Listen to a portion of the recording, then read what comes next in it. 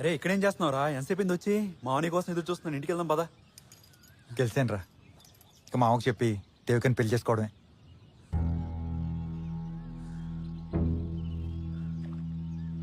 ఏంట్రా అలా ఉన్నావు? ఏం లేదురా, ముందు మన ఇంటికి వెళ్దాం పదా. అది కాదురా, దేవికి ఇంకా రావట్లేదేంట్రా?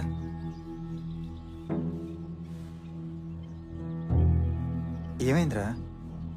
రే రమణ, ఏమైందిరా? దేవిక రాదురా.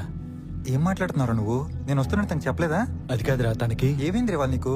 ముందు నువ్వు పోయి దేవికకి నేను వచ్చానని చెప్పి తీసుకురా. తను ఇంక నీకోసం రాదురా. తనకి పెళ్ళి అయిపోయింది. తనకి పెళ్ళి అయిపోవడం ఏంట్రా? నువ్వు కలవైనా కన్నావా? ముందు నువ్వు పోయి దేవికకి నేను వచ్చానని చెప్పి పెళ్ళి అయిపోయిందిరా.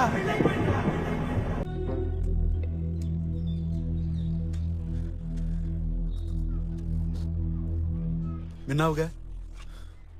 అయినా నీతో లేని అమ్మాయిని తలుచుకుంటూ నీతో ఉన్న మనుషులు ఎందుకురా దూరం చేసుకుంటున్నావు? నీ బాధను ఓదార్చలేక, నిన్ను ఇలాగే ఒంటరిగా వదలలేక మావ పడుతున్న నరకం చూసావుగా.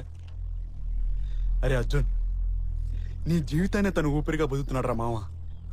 అలాంటి మనిషికి ఈ వయసులో ఇవ్వాల్సిన మరువులే జ్ఞాపకాలు గాని మర్చిపోలేని బాధలు కాదురా. దేవిక రాసిందా?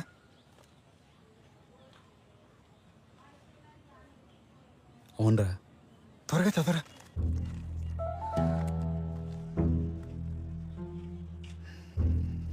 నేను దేవికను.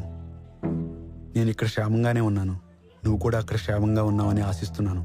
ఈ మధ్య జరిగిన మ్యాచ్ల్లో నువ్వు ఇండియాని గెలిపించావని తెలిసి చాలా ఆనందపడ్డాను. నువ్వు ఎప్పుడు సంతోషంగా ఉండాలి అర్జున్. అదే నేను కోరుకుంటున్నాను. ఇట్లు నీ దేవిక.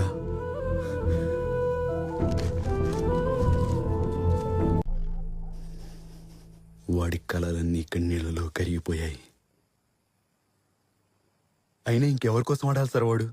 వాడిని గుర్తించి నీ సమాజం కోసం ఆడాలా? వాడి ఆశయాన్ని అర్థం చేసుకుని జనం కోసం ఆడాలా? లేక వాడిని దోచుకున్న దొంగల కోసం ఆడాలా? ఎవరి కోసం సార్? ఎవరి కోసం ఆడాలి? ఓడిపోయాడు సార్, ఓడిపోయాడు. ఈ అధికారుల ఆటల్లో పోరాడలేక ఒంటరిగా ఓడిపోయాడు. చివరికి ఒంటరిగా మిగిలిపోయాడు సార్. కన్నీళ్ళకి రాలిపోయే జీవితం కాదు అర్జున్ది.